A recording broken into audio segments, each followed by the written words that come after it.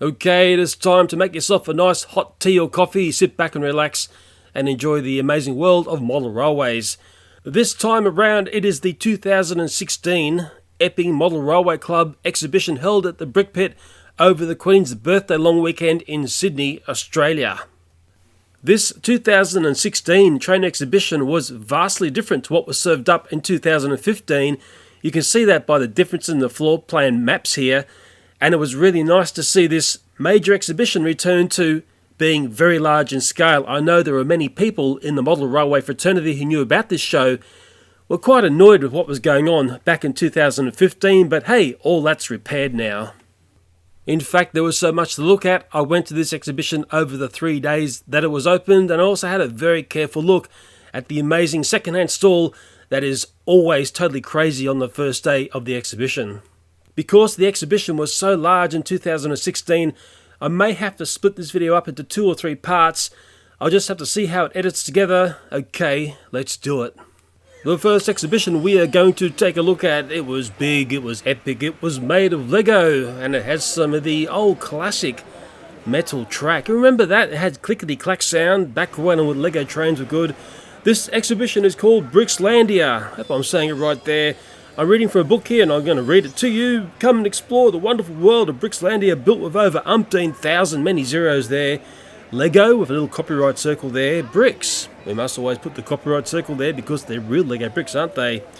Watch the trains fly around the tracks past the city with all the people out enjoying the day. And there were lots of little minifigures on the set and lots of little environments.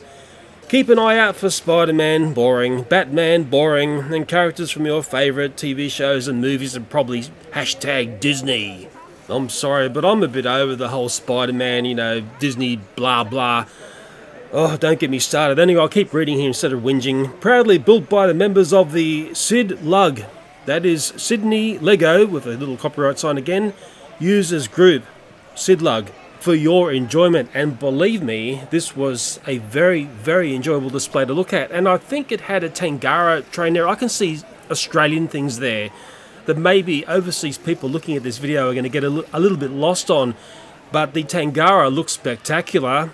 And because I went to this display over the 3 days, I did notice they rotated the trains around on the layout. Now, I was trying to work out, have they put power modules, as in the metal track power modules, into some of the trains that would have been the other style, or the later style, the battery powered ones with the plastic wheels and the not so plastic fantastic. I couldn't quite work out what was going on, and I couldn't get the attention of the people running the display because it was such a big display. Where they run it from was very much tucked away and hidden well away from Joe Public. Mind you, we could have eye contact, but it was hard to talk over that distance. There was lots and lots of things to like about this large Lego display, especially all the detailing around the tracks. And because it had such a large footprint on the ground, you almost needed little sets of binoculars to come in and see all the nitty-gritty details of what was going on in the Lego city in this display. It was vastly different to the other Lego display I know, which is called, I call it Lego Luxland, but apparently you say it like Legoland. It's like a European Ux in it.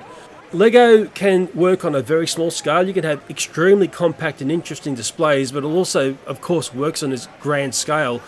But what I find with the much larger displays is, unless you can get up close to it, you can't really see exactly what's going on, and that's why I thought I needed a set of binoculars or something to peek in closer to all of the nitty-gritty details that were going on.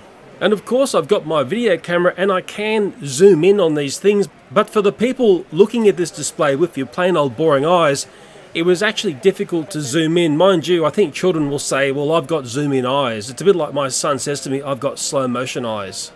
Anyway, totally awesome Lego display, and it really has me thinking, wow, I really maybe have got to invest into that clickety-clack metal track that Lego used to do, and I think we all just, get on our knees at night and pray to the Lego God, please bring back that track system. Back when the Lego train was amazing, they sort of cheapened it up to make it more popular, but in a funny way, they've taken away one of the great essences of model railways, and that's having metal track and that clickety-clack.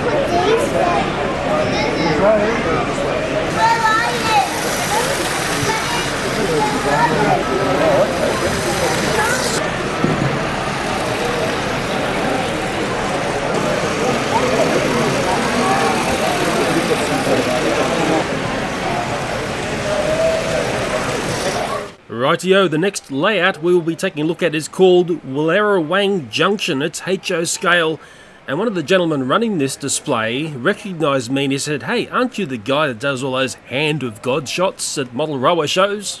And I replied, "Yes, that's me, and I can see this is an excellent Australian themed display." And I'll read from the book here.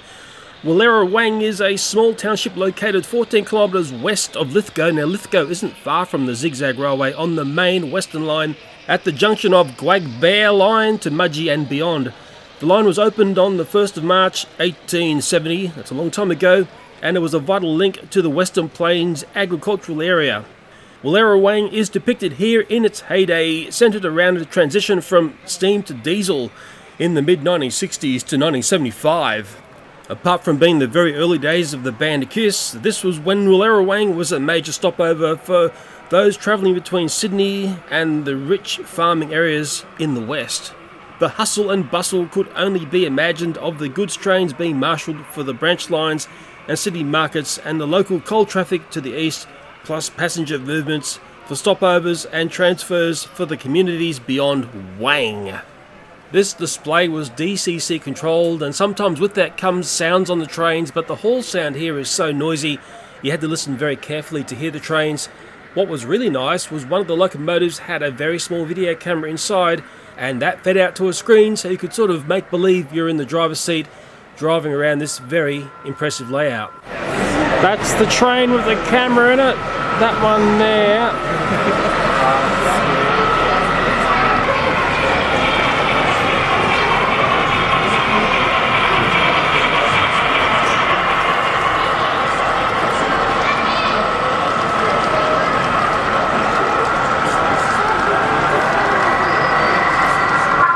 And it's little tricks like that that really impress me, and I think it elevates these layouts to the next level. The gentleman who recognised me, we had a bit of a chat, a good chat actually. His name is Paul Baker. He handed me his business card. I said, "Hey, I'll give you a shout out about what you do." And then of course this is what he expertises in. DCC sound installation solutions, repairs, spares, wiring and weathering on model trains. Fancy that. His website is www.thetrainman.net. That's a good little website name, isn't it? I'll have that link down in this video here. So if you've got any problems or solutions that you need for your grand model railway, I dare say Paul could point you in the right direction. And from what I see and hear going on this amazing display, he certainly knows his stuff. The DCC sounds are great, but sadly my video camera loves to pick up the hall sound versus the sound that the trains are making.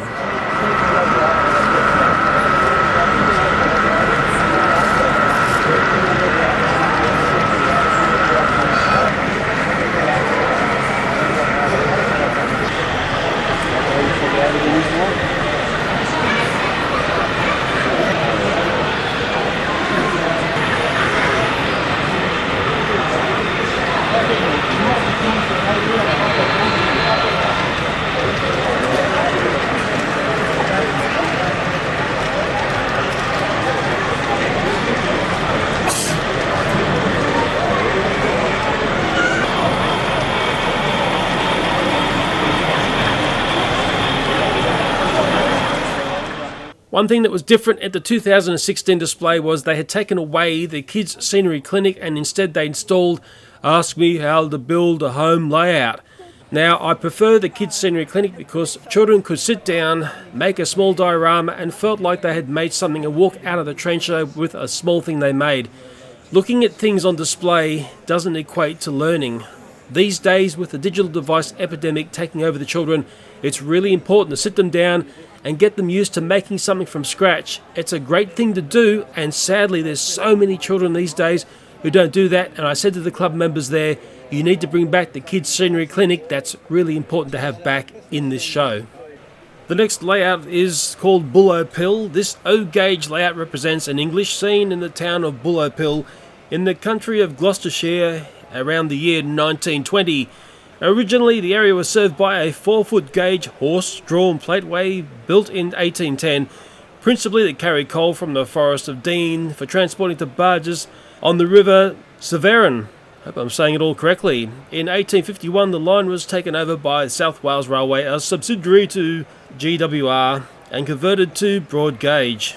After conversion to standard gauge in the later years of the 19th century, the Midland Railway also served the area, and this is what are represented here. The actual model is a reasonably true representation of the tidal inlet from the River Severn via lock gates of part of the Bullowpill township. Well, I dare say I need someone from over there in the UK, from Bullowpill, to explain to me whether this looks correct or not. This is a shunting style of layout, so all the action is nice and compact on this, and reading on a bit further, there's a large number of working mechanical devices which have been included on this layout to add interest to the operation. These include a lifting bridge, wagon and loco turntables and coal droppers. All the track work is scratch built, and all the buildings, structures, locomotives and rolling stock.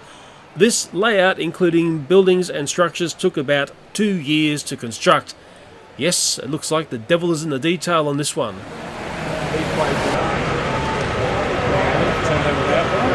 Dispose of this engine.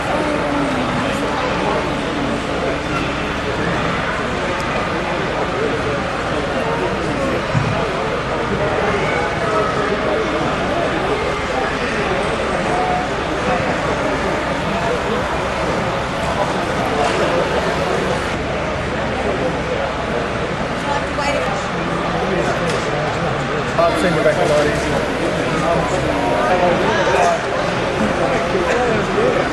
and that's why a lot of the guys that we can see, believe it or not, they're not coming from the ring, the side.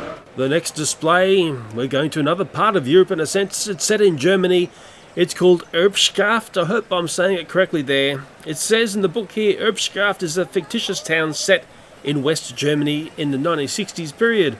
The trains, track signals, etc. are German brand Maitland HO scale set stud, which my father Les James started collecting in 1962, so it sounds like possibly this train set has been passed down the generation. Most of the items you see on this layout are from the 60s and 70s, with some pieces from even earlier. Now I dare say that's the classic era of Maitland, or is it Merkland or Merkland? You can tell me. The buildings are a mixture of early Fala and Kibri. I hope I'm saying that correctly. The layout was built with the help of my son Phil, as a tribute to my dad for passing on his legacy. Erbschaft for the love of trains. Now, because I went to this train show over multiple days, I went back and revisited the nicer layouts, and of course I came back to this stunning Maitland layout, and of course, even on the nicest layouts, accidents can happen.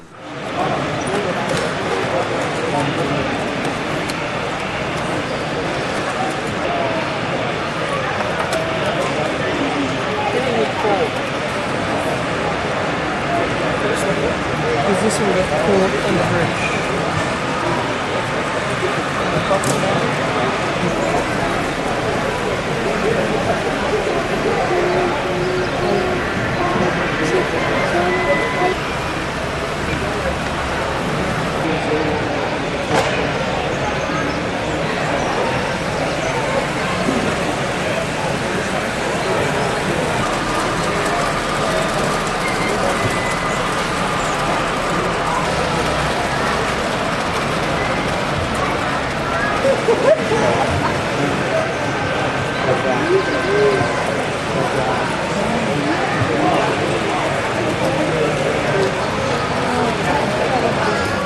Moving to the next epic display, and it's called East Maitland.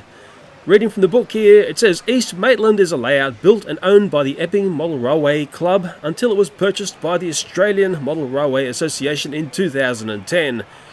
East Maitland is based on the area. Hey, guess where it's based on? Yes, East Maitland Station in the Hunter Valley. There are 2 coal lines and 2 main lines, with the Morthep branch at the back of the station along with a couple of yards. The control system is DC, and the trains running on this layout are typical of the busy traffic in the area, particularly around the numerous coal trains. Now, when I looked at this display here, this reminds me in a sense of present day, although I think there's a couple of things slipped in the past, but I look at this, it's very familiar to me. This is what trains look like in Australia, and I do wonder if people overseas who have train exhibitions try to emulate Australian scenery. Well, if you want to try and emulate what Australian trains look like and the scenery, I think this is a perfect thing to take a look at and copy. Now look back at the video here, and there was something that I focused on and noticed when I videoed this layout, and that was the fact that it had like the advertising banners and posters that you see on the rail network in Australia. Now sometimes people who run exhibits will have cryptic messages in things. It might be a little scenario or scene that they've set up. It might be graffiti somewhere on their layout or a train. It might be, like in this case, the way the advertising and movie posters are lined up. I dare say with what's being seen here, there's messages there to the audience. Now, I'm pretty sure my audience may know about this and have seen this in displays that they've seen in their hometowns. And it does remind me of a story of a person who explained to me at the St. Luke's Model Railway exhibition a couple of years ago. They had snuck in a brothel scene on what was basically a church display. And to the person running the display, that was like a bit of a joke to them. They were just hoping that the pastor at St. Luke's would never notice what was going on. I remember when I was told about this little scenario on this layout, I took a bit of a close-up of it, and I was wondering whether anyone who watched the video would even notice that. But it's just some of the fun that goes on when people do layouts that sometimes got little scenery bits and things that are said that are a little bit cryptic and fun.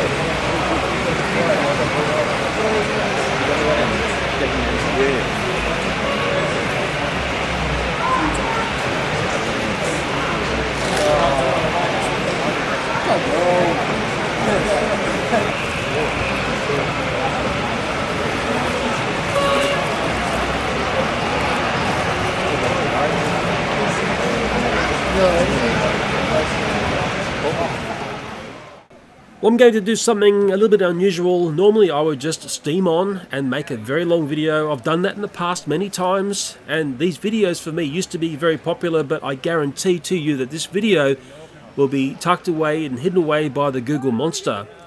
I've been producing on this site now for over 10 years, and I feel like I'm up against the biggest battle that I've ever fought. Those first 4 to 5 years on this site were amazing. I had amazing channel growth. All I see now is my YouTube channel being decimated.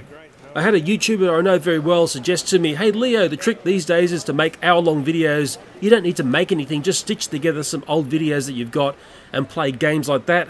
I'm not even going to play that game, and I was actually shocked that it was suggested to me to do this sort of thing. But hey, it's funny, desperate times make people do desperate things.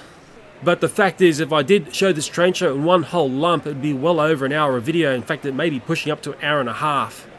There was one display I looked at, and it was totally epic. It was an O-scale, I call it plank layout, like a shunting layout. The gentleman who ran this for me did this most epic show, and he did everything I asked for. And I think that display actually deserves to be a little bubble video all by itself as a thank you to that person. And it's funny, you know, it blew me away. I'm actually starting to be really sucked in by O-gauge. I'm starting to think maybe that is one of the purest forms of model railway. I'm sorry for splitting the video, but in a strange way, my master has become my enemy, and we'll finish on that thought.